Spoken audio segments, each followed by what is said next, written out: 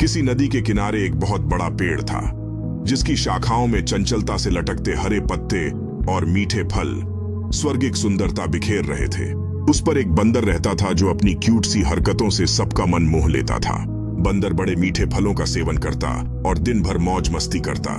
वह अकेले ही मजे में दिन गुजार रहा था, अपनी दुनिया में खोया हुआ।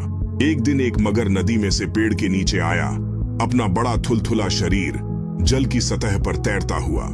बंदर ने उसे देखकर क्यूरियोसिटी से पूछा कि वह वहां क्यों आया है। मगर ने बताया कि वह वहां खाने की तलाश में आया है। उसकी आवाज गहराई से निकल रही थी। इस पर बंदर ने पेड़ से तोड़कर बहुत से मीठे फल मगर को खाने के लिए दिए। इस तरह बंदर और मगर में दोस्ती हो गई। दोनों के चेहरों पर मुस्कान थी। अब मगर हर रोज वहां आता और दोनों मिलकर खूब फल खाते।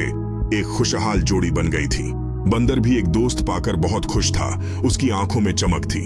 एक दिन बात में मगर ने बंदर को बताया कि उसकी एक पत्नी है जो नदी के उस पार उनके घर में रहती है। तब बंदर ने उस दिन बहुत से मीठे फल मगर को उसकी पत्नी के लिए साथ ले जाने के लिए दी। मगर रोज जी भर कर फल खाता और अपनी पत्नी के लिए भी लेकर जाता।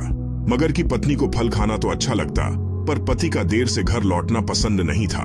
एक दिन मगर की पत्नी ने मगर से कहा कि अगर वह बंदर रोज रोज इतने मीठे फल खाता है तो उसका कलेजा कितना मीठा होगा। मैं उसका कलेजा खाऊंगी। मगर ने उसे बहुत समझाया, पर वह नहीं मानी। मगरमच्छ दावत के बहाने बंदर को अपनी पीठ पर बैठाकर अपने घर लाने लगा।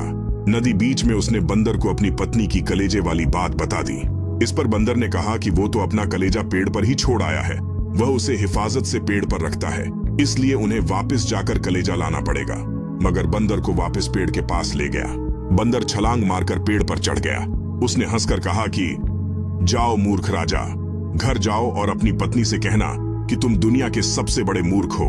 बंदर की इस समझदारी से हमें पता चलता है कि मुसीबत के वक्त हमें कभी धैर्य नहीं खोना चाहिए। इस कहानी से हम सीखते हैं कि चालाकी और धैर्य मिलकर किसी भी मुश्किल का सामना कर सकते हैं। इसलिए हमें हमेशा सोच समझकर फैसले लेने चाहिए और दूसरों को हल्के में नहीं लेना चाहिए।